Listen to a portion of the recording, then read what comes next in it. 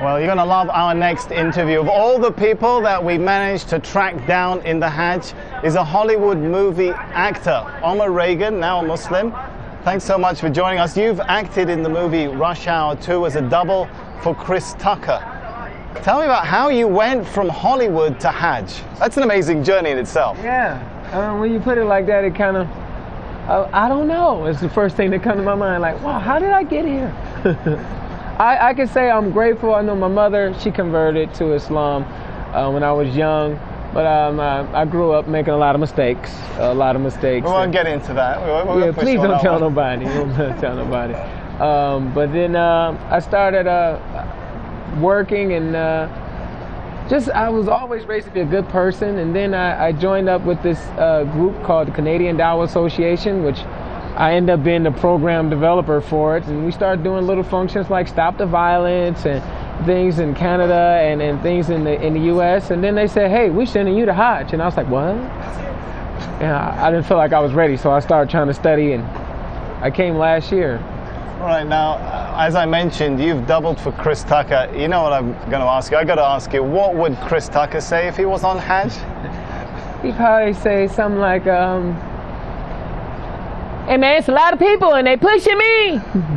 No, he probably say, it's all for Allah, man, all for Allah. It's only one God.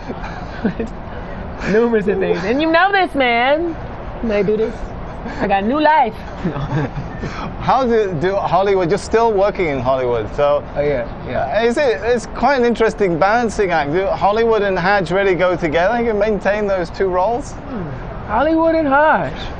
Yeah, that's controversy right there. That is controversy. It's like, when you hear it. But is that Bernie Mac now? Or what is that? Hollywood and Hajj. Now, you know, it's conflicting, but it works.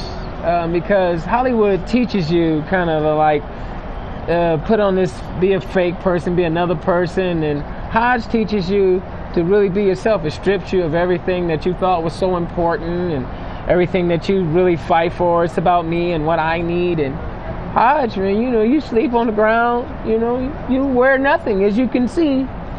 No, we don't want to really show you wearing nothing. He is dressed, by the way. That is true. That is true. But you stripped of all those worldly possessions, you know, and you kind of, everybody's on the same level, no matter how much money you have.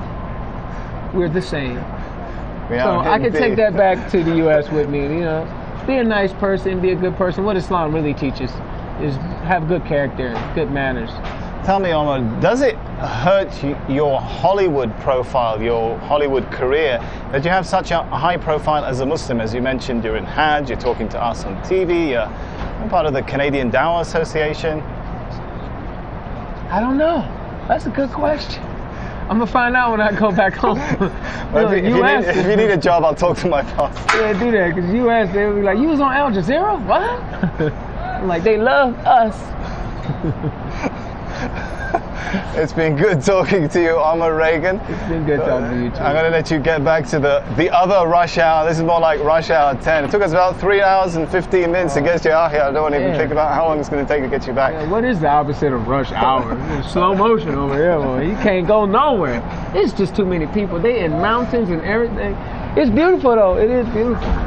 Omar Reagan, you have yourself a beautiful Hajj and a safe trip home. All right, nice talking to you. Man. Thank you. We'll be continuing the coverage from the heart of the Hajj in the days to come, but for now I'm going to hand you back to Imran in the studio.